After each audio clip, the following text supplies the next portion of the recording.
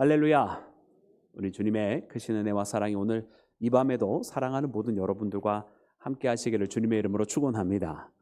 사랑하는 여러분, 오늘 우리 예레미야서 30장 말씀, 여러분 이 말씀은 여러분 예레미야에서에 나오는 큰 위로의 말씀입니다.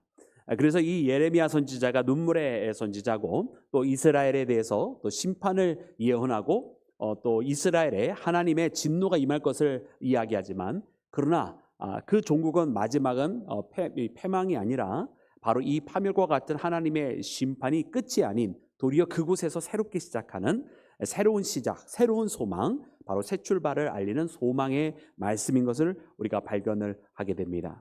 그래서 오늘 이 본문 말씀 예레미야 30장 위로의 메시지라고 하는 별칭이 있는 것처럼, 여러분 오늘 이 말씀을 묵상할 때 우리 모두의 삶 가운데 하나님의 위로와 소망이 늘 항상 함께하기를 주님의 이름으로 축원합니다. 사랑하는 여러분, 그럼 오늘 이 본문 말씀은 하나님께서 여러분 누구의 회복을 이야기하시는 것인지 먼저 그 말씀 먼저 함께 다시 한번 읽어보도록 하겠습니다. 우리 3절 말씀입니다. 우리 3절 다시 한번 읽겠습니다. 시작. 여호와의 말씀이니라. 보라, 내가 내 백성 이스라엘과 유다의 포로를 돌아오게 할 날이 오리니 내가 그들을 그들 조상들에게 준 땅으로 돌아오게 할 것이니 그들이 그 땅을 차지하리라. 여호와께서 말씀하시니라. 아멘. 아멘. 여러분 이스라엘은 여러분 두 번의 시대를 거쳐서 멸망을 하게 됩니다. 먼저 북이스라엘은 아수르에 의해서 멸망을 하게 되고, 또 그 후로부터 이 아수르에 의해서 북이스라엘이 멸망한 다음에 약 한 140년의 세월이 더 흐른 후에 이번에는 바벨론에 의해서 남유다까지도 멸망을 하게 됩니다. 그래서 우리는 여러분 이스라엘의 이 포로 되었다라고 하는 것은 우리가 대명사처럼 이야기할 때는 바벨론의 포로 이야기하면서 남유다의 포로를 이야기하지만, 실제로는 북이스라엘이 먼저 무너질 때 아수르에 의해서 한번 포로로 잡혀간 때가 있고, 그리고 다시금 140여 년의 세월이 지난 다음에 여러분 이번에는 남유다 또한 바벨론에 의해서 포로가 되어서 멸망을 하게 됩니다. 그래서 이스라엘은 각기 두 번의 다른 시대에 다른 제국에 의해서 여러분 멸망을 하게 돼요. 그럼 오늘 본문 말씀에 하나님께서 여러분 이제 이 예레미야를 통해서 말씀하시는 것은, 여러분 예레미야는 마지막에 시드기야 왕 때로부터 여러분 왕 때까지도 다 언급을 하고 있는, 여러분 이 남유다의 마지막 왕 때도 다 이야기하고 있지 않아요? 그러면 이 예레미야의 지금 오늘 본문 말씀에 나오는 이 회복은 여러분 누구의 회복을 이야기하느냐? 우리는 얼핏 생각할 때에 남유다 시대 때 활동을 했고, 또 마지막 유다 때에 하나님께서 주신 말씀이니까 이제 유다의 왕 시드기야가 다 끝나게 될 때 이때 말씀하시는 회복은 유다의 회복일 것 같은데, 그런데 오늘 본문 말씀 보니까 유다의 회복만을 말씀하시는 것이 아니었습니다. 왜냐하면 우리가 방금 읽은 그 3절의 말씀을 눈으로 따라오게 되면 하나님께서 뭐라고 말씀하시냐면 그 땅으로 다시 돌아오게 되는데, 누구에게 준 땅으로 다시 돌아오게 되냐고 말씀하십니까?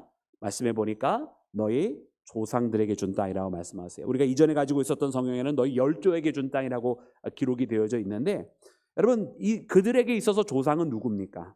여러분 왜 본문 말씀에 여러분 그냥 남유다 그렇게 명칭하면 좋은데, 나중에 10절 말씀에도 그렇고 그 후에 다시 18절 말씀에도 그렇고 오늘 본문 말씀에 이 예레미야에서는 부득불 그냥 유다나 어떤 보통 명사 이스라엘을 쓸 수 있음에도 불구하고 야곱이라고 하는 명칭을 다시 쓰기를 시작을 하는 거예요. 그리고 이 야곱이라고 하는 명칭은 우리가 북이스라엘을 명령했을 때 야곱이라고 하는 명령을 썼었어요. 마치 대명사처럼 그때 야곱아 이렇게 부르실 때는 여러분 북이스라엘을 의미할 때가 참 많이 있었어요. 물론 그러나 오늘 이 야곱아 할 때에서 이 야곱을 통해서 12아들이 나오고 12지파가 여러분 그로부터 시작이 되어서 이스라엘이 여러분 하나의 민족이 여러분 하나의 국가를 이루게 되는 사건이 벌어지게 되는데, 다시 이 야곱아라고 명령을 하시는 것은 지금 이 남유다의 이 패망 앞에서 이 회복을 말씀하실 때는 하나님께서 남유다만의 회복이 아니라 그 이전에 140여 년 전에 먼저 무너졌던 저 북이스라엘의 나머지 10개 지파도 여러분 무너졌었는데, 그 나머지 10개 지파도 같이 회복을 하게 되는, 그래서 남유다와 함께 베냐민이 회복이 되는 것뿐만 아니라 다시 북이스라엘의 10개 지파 또한 함께 회복이 된다는 것을 알려주시기 위해서 여러분 오늘 말씀에는 야곱아라고 부르시면서 여러분 이스라엘을 명칭하고 있는 것을 봅니다. 그래서 너희 열조에게 준 땅, 너희 조상들에게 준 땅은 바로 하나님께서 여러분 이스라엘에게 준 땅이고, 이 때의 이스라엘이라고 말씀하시는 것은 남유다뿐만 아니라 남북 두 왕조 모두를 합하여 하나님께서 말씀하시는 것을 보게 됩니다. 여러분, 그러므로 하나님의 이 회복은요, 여러분 이스라엘 전체의 회복이었고요, 남북 모두의 회복이었던 것을 봅니다. 참 이런 것을 보면 하나님의 은혜는 참 새로운 것 같아요. 우리가 남북 이스라엘의 그 역사를 보면, 물론 이 처음에 사울의 시대 때는 아직 모든 것이 정립이 안 돼 있었고, 통일 왕국을 이뤘던 때는 이제 다윗의 때와 그리고 솔로몬의 때가 이제 통일 왕국을 이루던 때 아닙니까? 그리고서는 이 두 왕을 빼고서는 나머지 그 후손으로부터는 이제 남북으로 나누어지기를 시작을 하는데, 아합과 여호사밧 때만 잠시 남북이 친했을 뿐 그 나머지 때는 모두 앙숙처럼 지냈어요. 같은 형제였지만 같은 형제처럼 지낸 것이 아니라 앙숙처럼 서로에게 오히려 피해를 끼치며 라이벌 의식을 가지며 그렇게 살아갔더라는 말이에요. 근데 하나님께서 회복을 시킬 때는 하나님께서 원하시는 한쪽만을 회복시키시는 것이 아니더라고요. 그 12개의 지파를 통해서 남북 왕조가 다 이루어졌을 때, 그래 너희가 조금 더 나으니까 조금 더 나은 너희들을 회복시키겠다 하나님께서 말씀하시는 것이 아니라, 하나님의 회복은 여러분 모두를 다 회복시키는 것인 것을 보게 됩니다. 여러분, 오늘 이 시대를 살아갈 때 하나님의 회복은 어디에 있을까요? 오늘 이 하나님께서 회복을 말씀하여 주실 때 우리 가운데 주어지는 회복은 어디일까요? 여러분, 어쩌면 그렇게 생각을 할 거야. 우리 가운데 여러 가지 갈등과 또 우리 사이에도 여러분 각계의 그런 다양한 그룹들을 우리가 세상에서 또 사회 속에서 살아가잖아요.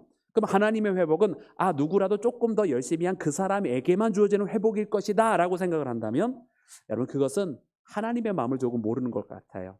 그래, 나는 조금 더 저 사람들보다는 신실하게 살아가니까 하나님께서 우리한테만 회복을 시켜주실 거야. 물론 우리를 회복시켜 주시겠지만 우리들만 하나님께서 회복시켜 주시는 것이 하나님의 뜻은 아닐 것입니다.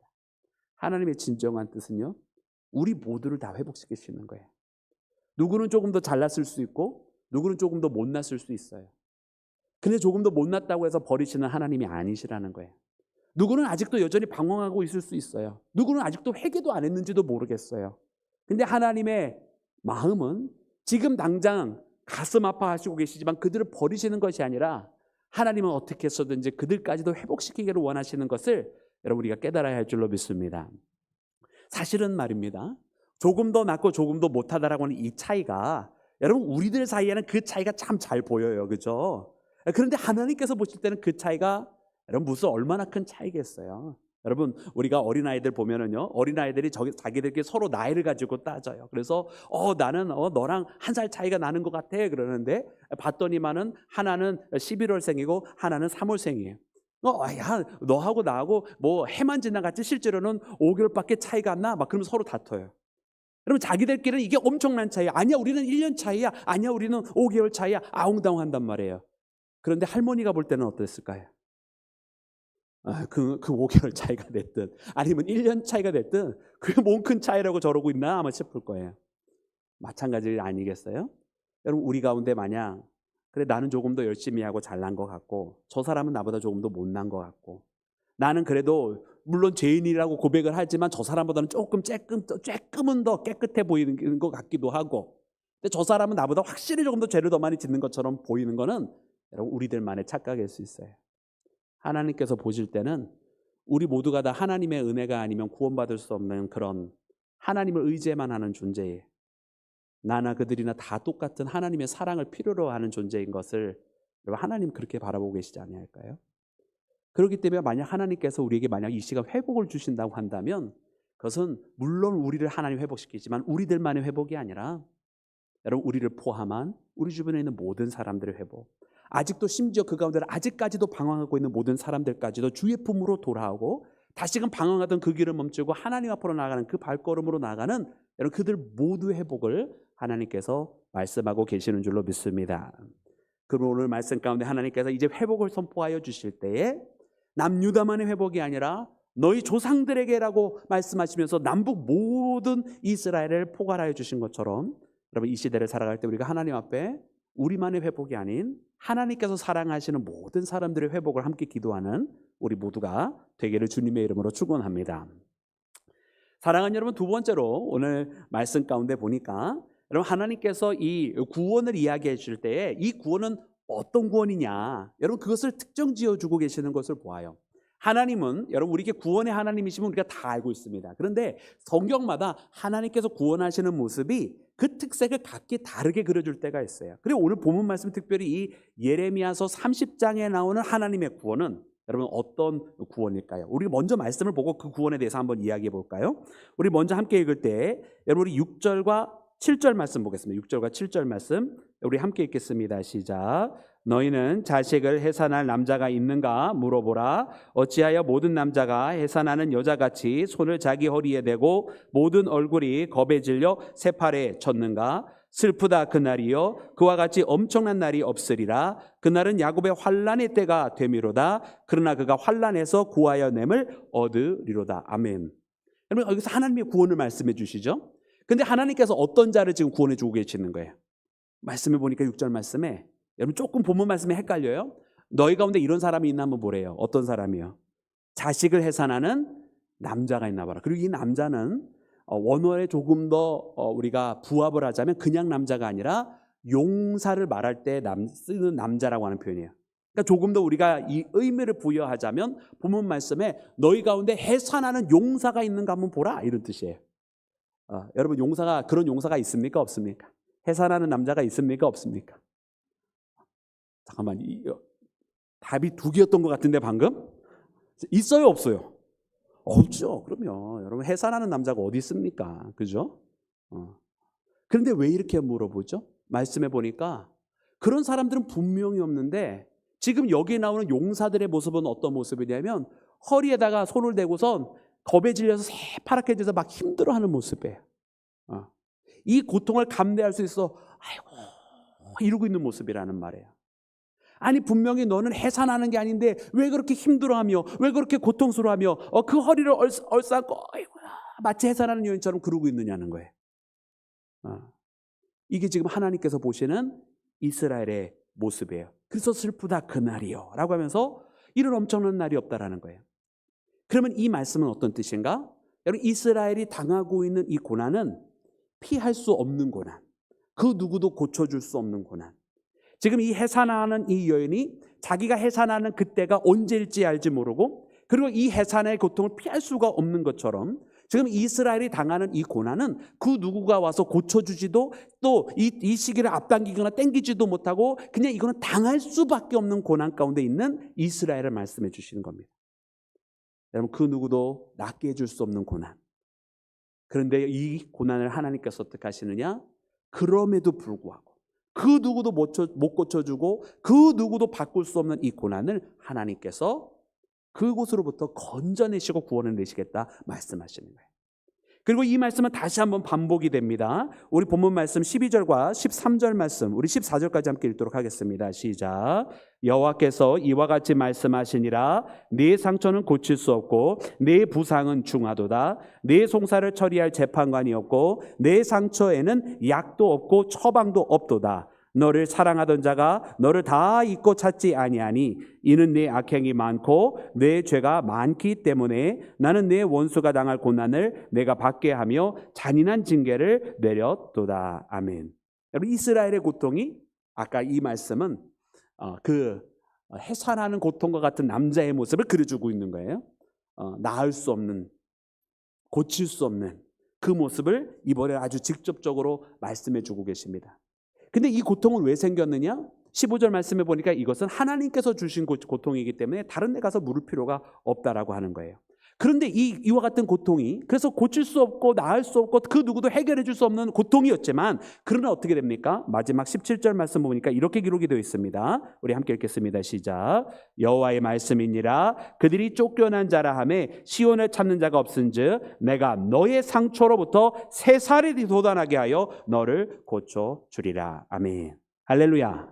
여러분 말씀이 이렇게 두 번 같은 패턴으로 우리에게 알려주시는 거예요. 그래서 6절 7절부터 이렇게 8절까지 하나님께서 먼저 한번 이렇게 말씀을 해주시고 처음에는 비유로 말씀을 해주신 거죠. 그리고 두 번째 다시 한번 똑같은 메시지, 이 회복의 메시지, 상처도 없고 상처가 나을 수 없고 약도 없고 고칠 수 없는 것이었지만 그러나 하나님께서 고쳐주시리라고 구원하시리라고 여러분 우리에게 말씀해 주시는 것입니다. 그러니까 우리 하나님은 어떤 하나님이십니까?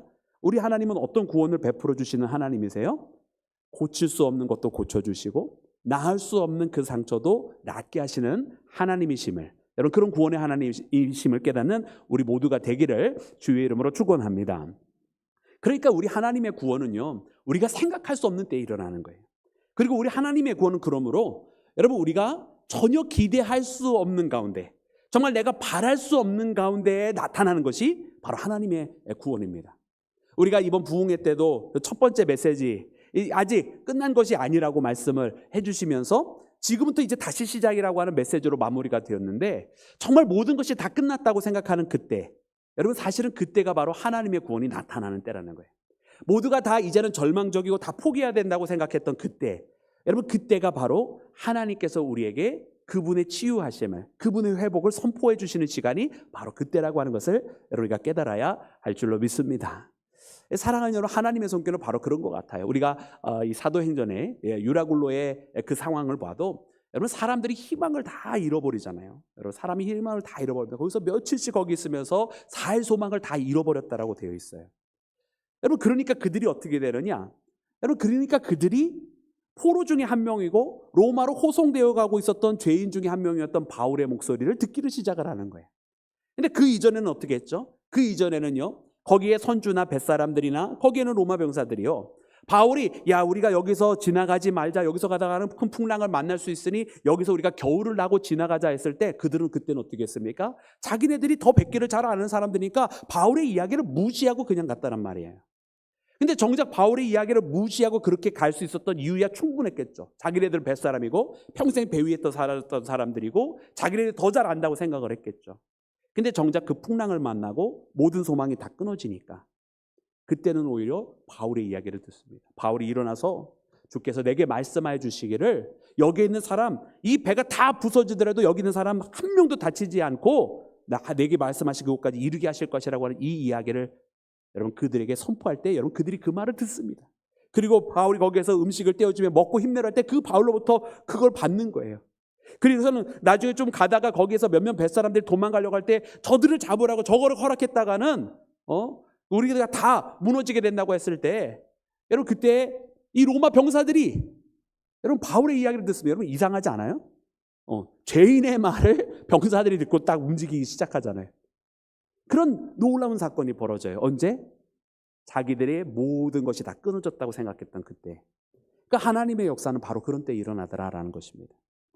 여러분 오늘 우리가 신앙생활을 하면서 참 그럴 때가 있어요. 여러분 우리의 소망과 우리의 바램과 우리의 기대가 다 멈춰지는 그 순간, 참 더 이상 희망이 없다라고 생각하는 그 순간, 여러분 그때가 바로 하나님께서 역사해 주시는 시간임을 여러분 우리가 깨달아야 할 줄로 믿습니다. 약도 없다고 그랬어요. 더 이상 아무도 고치지 못하고 처방도 없다고 말했어요. 여러분 우리는 그렇게 생각합니다. 우리는 우리 주변을 바라보며 우리 주변의 조건 혹은 이웃의 누군가들을 바라보며 참 처방도 없고 약도 없고 해결 방법도 없다라고 생각하는 그 순간, 여러분 세상에는 그 약 그 처방 분명히 없는지 모르지만 여러분 우리 하나님에는 구원의 방법이 분명히 있는 줄로 믿습니다. 그러므로 오늘 이 말씀을 붙들고 나아가실 때 고칠 수 없는 자를 고쳐주시고 여러분 나을 수 없게 하는 자를 치료하시는 그 하나님 앞에 여러분 우리의 구원을 주님 앞에 맡기는 믿음의 자녀가 되기를 주의 이름으로 축원합니다. 사랑하는 여러분, 그리고 오늘 말씀 마지막에 보니까 여러분 하나님께서 이 구원에 대해서 구체적으로 어떤 일들이 일어날지를 말씀을 해주세요. 우리 그 말씀 우리 제 18절 말씀부터 우리 함께 읽어보도록 하겠습니다. 우리 18절부터 우리 22절까지 말씀입니다. 우리 다 같이 합독합니다. 시작. 여호와께서 말씀하시니라 보라 내가 야곱 장막에 포로들을 돌아오게 할 것이고 그 거처들의 사랑을 베풀 것이라. 성읍은 그 폐허가 된 언덕 위에 건축될 것이요 그 보루는 규정에 따라 사람이 살게 되리라. 그들에게서 감사의 소리가 나오고 즐거워하는 자들의 소리가 나오리라. 내가 그들을 번성하게 하리니 그들의 수가 줄어들지 아니하겠고 내가 그들을 존귀하게 하리니 그들은 비천하여지지 아니하리라. 그의 자손은 예전과 같겠고 그의 회중은 내 앞에 굳게 설 것이며 그들을 압박하는 모든 사람은 내가 다 벌하리라. 그 영도자는 그들 중에서 나올 것이요 그 통치자도 그들 중에서 나오리라. 내가 그들 가까이 참으로 담대한 마음으로 내게 가까이 올 자가 누구냐? 여호와의 말씀이니라. 너희는 내 백성이 되겠고 나는 너희의 하나님이 되리라. 아멘. 아멘. 여러분, 하나님의 회복이 여러분 선포가 되고 있습니다. 그 회복 가운데 저 이스라엘에 다시 성읍이 세워지고 또 본명에 따라서 사람들이 거기 거주하게 된다, 이렇게 말씀해 주세요. 여러분, 이것은 우리가 예레미야를 다시 거슬러 올라가서 읽기 시작하면 여러분, 예루살렘에 비춰질 패망의 모습들이 나와요. 그 모습 가운데 보면 거기에는 모든 것들이 철옹성과 같다고 할지라도 그것들이 다 무너져서 사람들이 지나갈 수 없을 정도로 폐허가 된, 그리고 사람들이 거주하지 못하고 기근과 전염병만이 가득 채워진 여러분 예루살렘의 모습을 그려주세요. 근데 그 모습과 오늘 본문 말씀은 정반대의 모습입니다. 다시금 성읍이 세워지고 거기에 사람들이 거주하며 거기에서 곡하는 소리가 아니라 감사의 소리가 나타나게 될 것이라 하나님께서 이렇게 말씀하십니다. 그래서 이 말씀들의 회복의 내용은 그 마지막 여러분 그 결정체가 뭐냐? 바로 하나님께서 선포해 주시는 것이 너희는 나의 무엇이 된다고요? 백성이 되고 나는 너희의 무엇이 된다고요? 하나님이 되리라. 할렐루야. 하나님께서 너는 내 백성, 나는 내 하나님이라고 말씀해 주십니다. 그것이 바로 모든 회복의 시작이고 모든 회복의 중심이고 본질이고 끝이고 마지막 완성인 것입니다. 그래서 이 회복이라고 하는 것은 결국 우리는 하나님의 백성, 하나님은 나의 하나님, 우리 모두의 하나님, 이렇게 되는 것인데요. 여러분, 이것은 결국 우리에게 무엇을 말씀해 주시냐면 우리와 하나님의 관계를 이야기하는 관계. 우리는 하나님과 뗄 수 없는 관계인 거예요. 하나님을 우리가 주님이라고 부르면서 기도하잖아요. 여러분, 그것은 우리와 하나님과의 관계잖아요. 우리가 하나님의 자녀 되었다라고 고백을 하잖아요. 그것도 뭐죠? 우리가 하나님과의 관계예요. 우리가 기도하면서 또 주님이라고 할 뿐만 아니라 아버지라고도 부르잖아요. 그죠? 그거 다 뭐죠? 하나님과 우리의 관계예요. 할렐루야. 여러분, 관계 없는 자가 되는 것이 슬픈 겁니다. 하나님께서 우리에게 말씀하실 때에 관계 없는 자가 되는 것이 비극이라는 말이에요. 여러분, 우리가 창세로부터 상 받을 자 나오라 해가지고 여러분 그들이 주님 앞에 먼저 서게 됩니다. 그죠? 그때 저들에게 상을 줄 때 여러분 저들이 자기가 왜 상을 받는지 모를 때 주님께서 말씀하시잖아요. 나그네 되었을 때에 영접하였고 줄일 때에 먹여 주었고 그런 쭉 말씀을 하세요. 그죠? 그런 창세로부터 상 받을 자들이에요. 근데 이제 그 다음에 여러분 이 상 받지 못할 자, 이제 그 영원 형벌을 받게 될 자들이 나오게 되는데 그들은요 오히려 자기가 뭘 했는지를 기억을 하면서 이야기합니다. 우리가 이렇게 하지 않습니까? 저렇게 하지 않습니까? 할 때에 여러분 주님께서 하신 말씀이 뭡니까? 그냥 내치시는 말씀이 나와요. 내가 너희를 알지 못한다는 말씀이 나와요. 너희들이 그렇게 했다고? 아니야, 난 너희들을 알지 못해, 기억하지 못하라는 말씀이 그 다음에 나오는 거예요. 여러분, 우리가 열처녀의 비유도 마찬가지예요. 열처녀에도 비우면 슬기로운 5처녀와 여러분 어리석은 5처녀. 여러분, 슬기로운 5처녀는 무엇을 더 준비했었죠? 여분의 기름을 더 준비했잖아요. 그죠? 신랑이 언제 올지 모르니까. 할렐루야. 제가 모르는 이야기 하는 거 아니죠? 예, 이 열처녀의 비유를 보면 그 열처녀의 비유도 마지막에 비극은 뭡니까? 어리석은 처녀, 어리석은 5처녀. 그날도 그냥 여느 때와 똑같이 나갔다가 신랑이 오는 줄 모르고 졸고 있었는데 막상 신랑이 온다고 하는 소식이 막 들리니까 그제서야 막 부랴부랴 준비를 하는데 옆에 있는 다른 동료들에게 그 기름을 꽂달라고 해도 아니다. 그랬다가 너도 나도 다 부족할까 하여서 따로 가서 이제 그제서야 막 기름을 준비했는데 이미 너무 늦어서 돌아보니까 이미 신랑은 잔치집에 들어가고 그 문은 굳게 닫혀 있잖아요. 거기서 문을 두드려 보지만 어떻게 합니까? 문을 두드려 보니까 어떻게 해요? 그냥 내침을 당하는 거예요. 무슨 뜻입니까? 여러분, 예비된 신부라면서요. 신랑을 기다리고 있었던 예비 신부였잖아요. 근데 그 순간 예비 신부였던 모든 관계가 끊어져 버린 거예요. 관계 없어졌다. 나는 너를 모른다. 이렇게 된 거예요. 여러분, 그러기에 여러분 우리가 주님 안에 축복의 삶을 산다고 하는 것은 여러분 우리의 삶이 어떤 상황이 되었든 모든 상황에서 우리가 여전히 하나님은 나의 아버지시고 그분이 우리의 하나님이시고 나는 하나님의 아들이요 딸이 되었다고 하나님의 자녀 되었다고 고백할 수 있는 이 순간은 세상에 어떠한 여건이 되었든 우리는 여전히 하나님의 은혜 가운데 살아가고 있는 것입니다. 그러나 반대로 여러분 우리가 세상이 아무리 풍요하고 부하고 모든 것을 다 가지고 있어도 더 이상 하나님과 관계없는 사람이 되어 있다고 한다면 여러분 그것이야말로 비극인 것입니다. 여러분 지금도 세상에는 세상적으로 많은 것을 갖고 있는 사람들이 있지만 참으로 비운의 인생을 걸어가고 있는 사람들이 있어요. 하나님과 관계없는 사람들.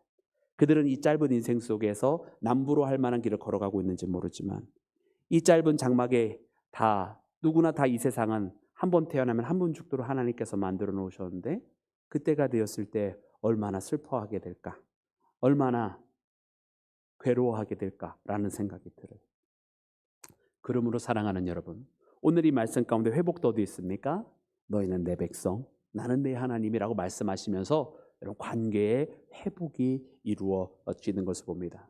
아마 사랑하는 여러분들도 익히 출애굽기 말씀을 잘 알고 계실 거예요. 여러 번 아마 사랑하는 여러분들도 들었습니다. 하나님께서요 모세를 부르실 때에 이스라엘을 뭐라고 부르시면서 처음에 사명을 주셨죠? 여러분 하나님께서 우리가 잘 아는 가시떨기나무, 불타는 가시떨기나무 가운데 여러분 이 모세를 부르시잖아요. 그때 하나님께서 여러분 내 백성의 소리를 듣고 하나님께서 내 백성이라고 말씀하시면서 내 백성에 보낸다고 모세를 부르셨어요. 그래서 하나님께서 이스라엘 백성은 누구의 백성인 거예요? 그러면 하나님의 백성이잖아요. 하나님과의 관계가 된 거예요. 이스라엘은 하나님의 백성이고 하나님은 이스라엘의 왕이 되신 거예요. 그런데 이 이스라엘이 광야에 나왔습니다. 그리고선 거기서 하나님께서 원치 아니하는 우상을 세우고 거기서 또 때로는 또 이방 여인들과 함께 음란을 행하고 여러분 그런 때마다 하나님께서 모세를 부르시더니만은 뭐라고 그러셨어요? 네 백성 데리고 돌아가라 말씀하셨어요. 무슨 뜻입니까? 이스라엘 백성이 갑자기 모세의 백성이 된 거예요? 그게 아니라 하나님 말씀하시는 것이 나와 상관이 없어졌다 이 말씀하신 거예요. 물론 그것이 하나님의 진정한 속뜻이 아닌 것을 우리는 다 알고 있습니다. 그러나 그것이 바로 우리에게는 그 어떤 것보다도 큰 심판과도 같은 것이기에 모세는 그것을 너무나 잘 알고 있었기에 모세는 거기서 더 나아가지 않고 하나님 앞에 회개 기도를 하잖아요. 여러분 그러므로 오늘 우리가 주님 앞에 여러분 하나님 앞에 우리가 그렇게 살아가기를 원합니다. 우리가 하나님의 자녀가 되었음으로 인해 감사하고 하나님께서 우리의 하나님 되셨음으로 인해 감사하면서 여러분 이제 모든 것의 회복 그 모든 것들 여러분 구체적인 것 하나하나 우리가 다 목록을 가지고 있지 아니할 수도 있어요. 하지만 하나님과 함께하는 가운데에 하나님께서 그분의 시간과 그때에 그분의 방법대로 여러분 모든 것들을 회복시켜 주실 줄로 믿습니다. 그러므로 사랑하는 여러분 오늘 이 말씀을 붙들고 주 안에서 회복을 누리며 믿음으로 여러분 우리의 고칠 수 없는 것까지도 고쳐주시는 바랄 수 없는 그때에 이루어주시는 여러분 그 하나님 옆에 나와 기도하며 그 구원의 손길 아래 붙들림 받는 믿음의 자녀 되시기를 주님의 이름으로 축원합니다.